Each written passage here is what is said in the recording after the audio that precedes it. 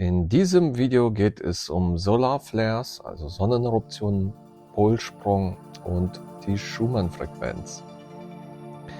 Von den Arcturianern hieß es auch schon in verschiedenen Channelings vor Jahren bereits, dass es zu einer Art Sonnenblitzereignis mal kommen würde. Dazu hat man auch parallel in der Theosophie die Aussage, dass ein astraler Schleier irgendwann mal reißen würde und sich dann eben die physische Welt mit der astralen Welt verbinden wird. Und das wird auch neuerdings mehr oder weniger in verschiedenen Übermittlungen, Channelings etc. benannt als Aufstieg in die 5. Dimension, dass da die 4. Dimension, also die Astralebene und die physische dreidimensionale Welt sich miteinander verbinden würden und dass das dann letzten Endes der vollständige Aufstieg in die 5. Dimension damit wäre. Bei diesen Sonnenstürmen und allem, da kann man nur erstmal festhalten, auf welchem Stand der Technik sind wir heutzutage überhaupt? Das bedeutet, was kann man überhaupt messen? Also die Geschwindigkeit, mit der da etwas ankommt, auf der physischen Ebene, ist natürlich eine ganz andere als die auf der geistigen Ebene. So dass, wenn da irgendwelche Sonnenstürme gemeldet werden, dann hat man in der Regel schon selber bei sich irgendwelche Feststellungen davon, dass man einen gewissen Druck im Kopf hat, ein bisschen eventuell Kopfschmerzen, je nachdem. Aber jedenfalls merkt man das auch schon vorher teilweise oder währenddessen, wo es passiert und nicht, wenn da irgendwie Tage später da erst das Plasma da physisch äußerlich irgendwie ankommt. Und dann hat man ja auch schon das Video über die verschiedenen Körper gemacht, also Dimensionen und Energiedichtegrade.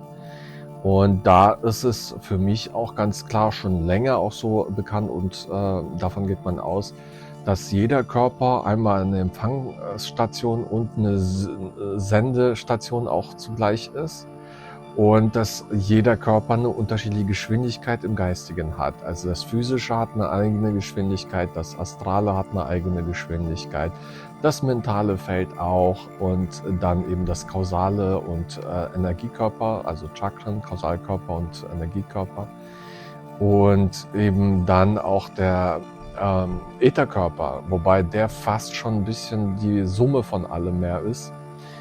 Und dazu hat man auch noch den Lichtkörper. Und jeder Körper hat da einen ganz anderen Empfang, wobei Lichtkörper würde mit dem dritten Auge, Zirbeldrüse und so weiter in Verbindung stehen für mich, wenn man vom Kausalkörper ausgeht und diese Darstellung der Chakren vornimmt. Und der Ätherkörper mehr mit dem Halschakra und den Kräften und mit dem Herzen eher der Kausal- und Energiekörper auf Niveau her mehr und darunter eben die bekannten 3 niederen Erfahrungswelten, Astral und Mental und eben das Physische dazu. Und da kann man nur sagen, dass das natürlich ein Unterschied ist, Astrologie etc. Auf welche Weise wirkt denn das? Also das wirkt natürlich auf verschiedenen Ebenen. Das hat eigentlich überhaupt fast gar nichts mit dem physischen Selbst zu tun, ja?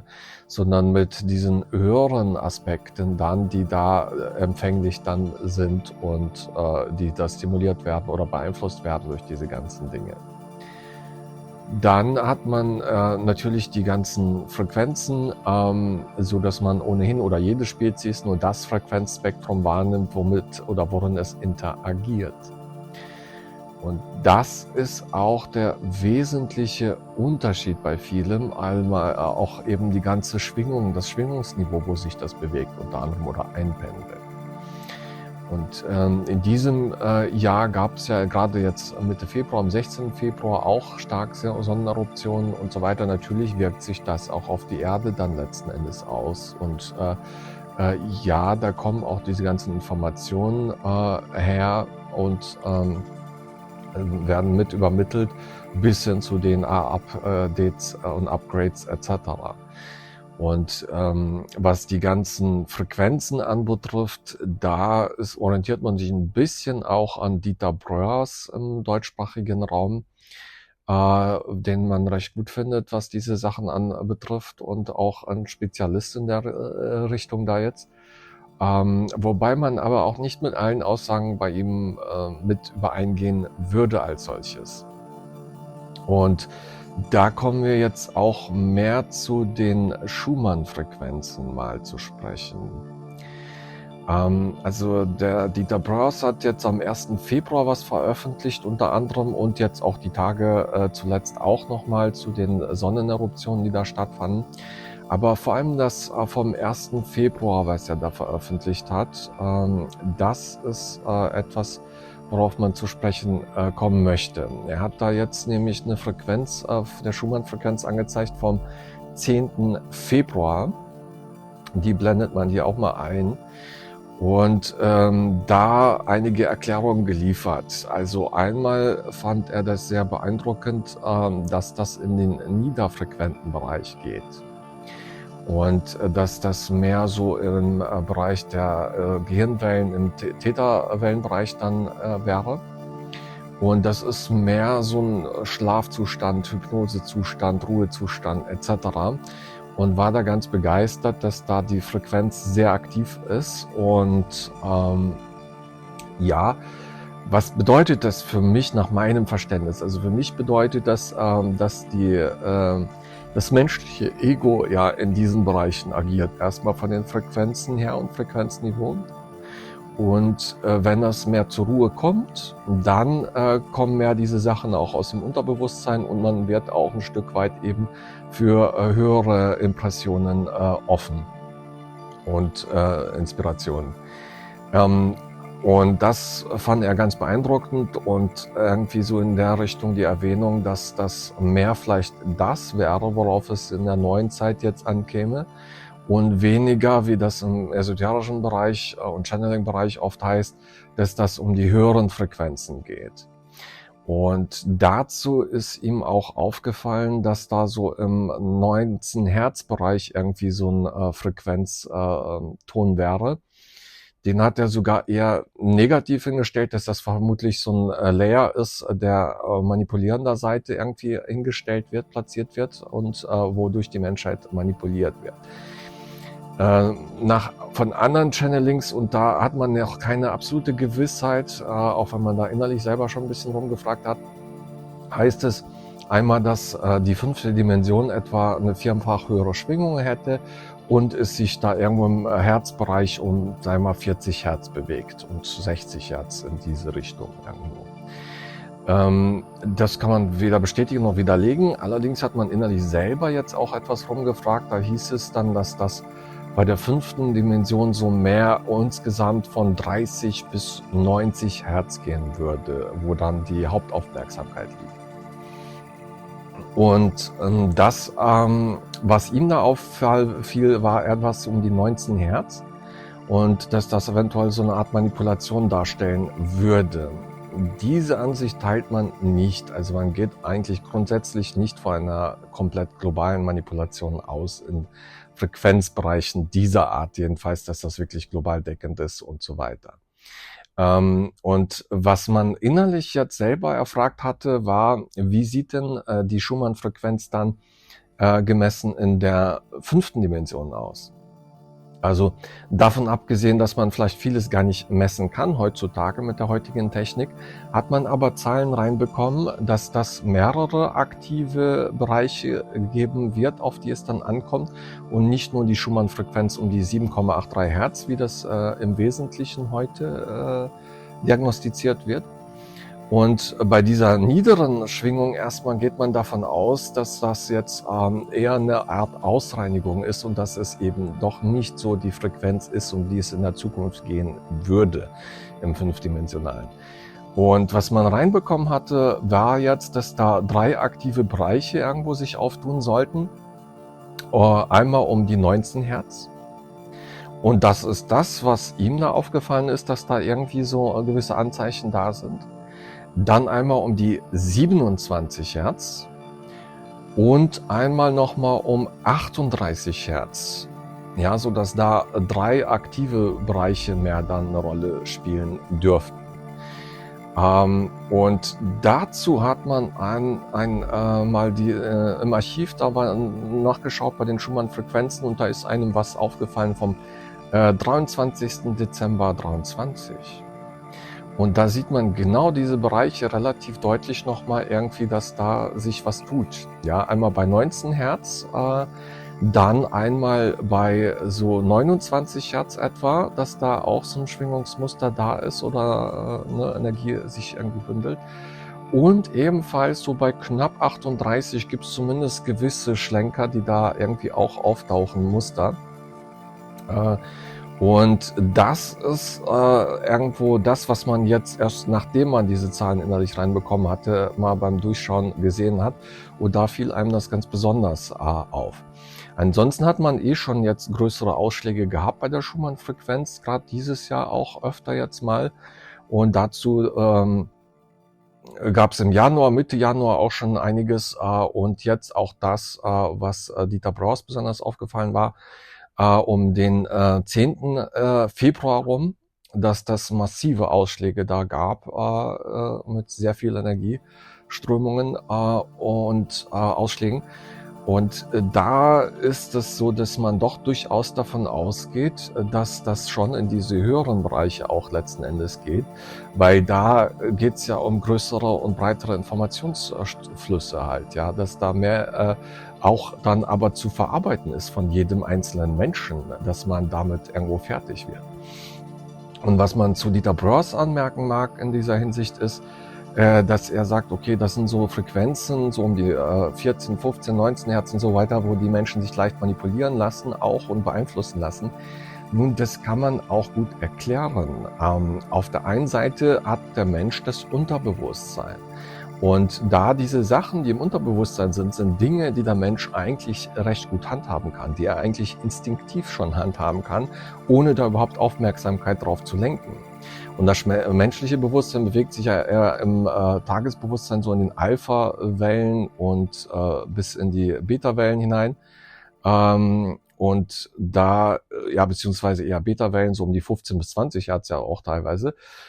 Und bei Entspannung etc. geht's dann runter, so zwischen 18 und 13 Hertz und das Tagesbewusstsein dann in den Beta-Wellen mehr so um die 15 bis 20 Hertz.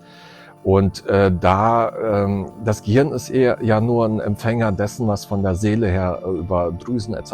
dann zugespielt wird.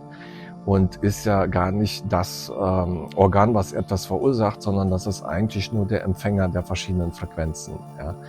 Und da kann man nur sagen, das, was der Mensch eben nicht handhaben kann, davon wird der Mensch erst recht noch mehr beherrscht.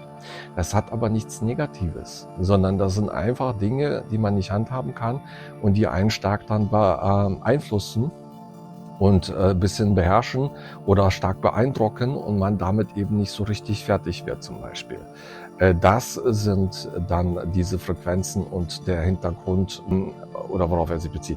Und ja, also im Grunde genommen interpretiert man das eher nicht wirklich negativ, dass dadurch, dass einem da auch irgendwie die Zahlen 19, 27, 38 genannt worden sind und dass sich bei 19 gerade diese Aktivität sich bildet, sieht man es umgekehrt eher als einen Aufstieg, um den es da in diesem Bereich auch geht und dass da noch mehr kommen wird. Und im Grunde genommen, diese ganzen Frequenzen, die sind ja mehr oder weniger auf der Erde passiv. Das liegt daran, dass die Erde inaktiv im Grunde genommen ist weitestgehend. Und das wird erst in der 5. Dimension alles wieder aktiviert. Und dazu möchte man zum Beispiel auch aus der Bibel was vorlesen. Dann nimmt man auch wieder die Interlinearübersetzung, einfach die Wort-für-Wort-Übersetzung, die dann etwas hölzern klingen mag vielleicht, aber die eben kein Geschnörkel beinhaltet und so weiter. Und dazu mal Römer 20, die Verse 19, 20, 21.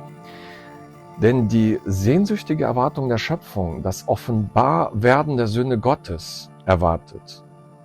Denn der Nichtigkeit die Schöpfung ist unterworfen, nicht freiwillig, sondern durch den Unterworfenhabenden, auf Hoffnung, weil auch selbst die Schöpfung befreit werden wird von der Knechtschaft der Vergänglichkeit zur Freiheit der Herrlichkeit der Kinder Gottes.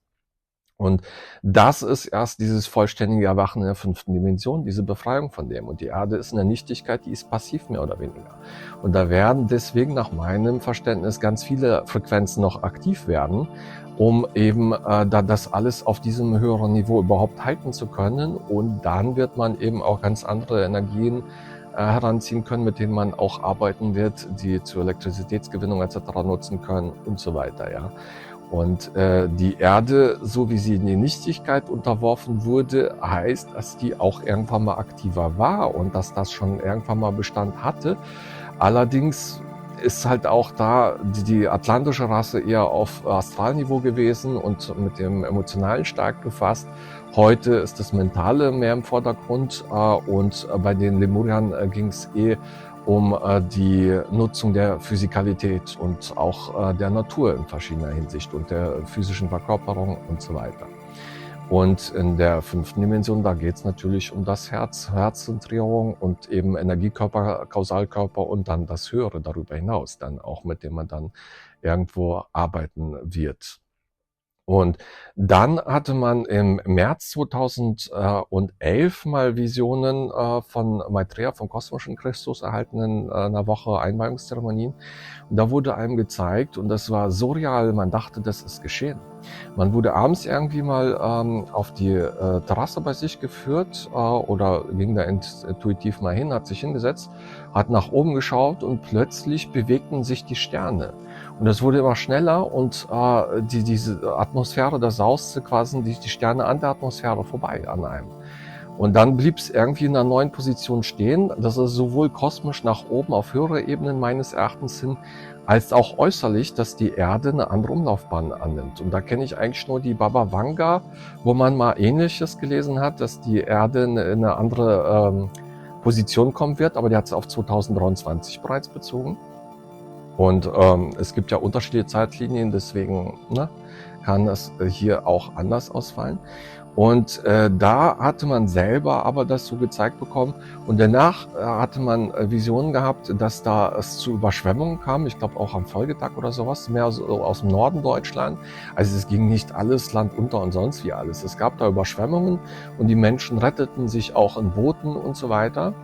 Und man hat noch viele andere Sachen gesehen, die müsste man eher anders dann auch behandeln. Aber das war für mich der Polsprung, der da einem schon mal gezeigt worden ist, dass das schon eine sehr große Sache ist und dass da der Pol ja auch wandert. Das ist auch generell gibt's da Erdzyklen und die verschiedenen Zyklen, Milankovic-Zyklen zum Beispiel und so weiter, wo ja auch vieles irgendwie heute so polarisiert wird, dass da dass es keinen natürlichen Zyklus gäbe und dass das alles menschengemacht wäre und sonstiger Quatsch. Ja. Aber das sei doch mal erstmal außen vor. Es geht darum, dass dieser Polsprung eben bedeutet, dass die Erde komplett in eine andere Position auch im Kosmischen kommt und auch im Sonnensystem eine andere Position einnimmt. Und erst dann werden wahrscheinlich auch alle Frequenzen aktiviert und so weiter. Und für mich zeigte sich das so, wie als würde die Erde durch Polwanderung irgendwann mal in so einen Punkt plötzlich einrasten und dann wird sie fortgezogen in eine andere Position. Ja. Und dass das auch nichts Künstliches ist, sondern wirklich kosmisch orchestriert und eine viel größere Sache, als dass da irgendwer künstlich so viel Energie und Aufwand aufbringen könnte, das irgendwie alles zu manipulieren und so weiter und so fort. Deswegen glaubt man auch nicht an so größere Manipulationen dieser Art. Ja, es gibt natürlich Manipulationen, es gibt verschiedene, auch auswärtige Technologie, die Verwendung findet und mit der rumexperimentiert wird und. Aber dennoch geht man davon aus, wie das auch von den Arcturianern zum Beispiel betont wird, dass das meiste in einer relativ natürlichen Entwicklung auch weiterhin ist, nur eben im dreidimensionalen, niederschwingenden Spektrum, so dass dadurch eben natürlich viele Illusionen, was die höheren Ebenen anbetrifft, bestehen auf Mentalebene, als auch viel Verblendung auf der Astralebene, emotional, dass da vieles überblendet wird und illusorisch verblendet halt ist. Und so weiter, ja. Und das ist erstmal so das Wesentliche, was man zu diesem Thema mal einbringen wollte. Ansonsten wünscht man allen alles Gute.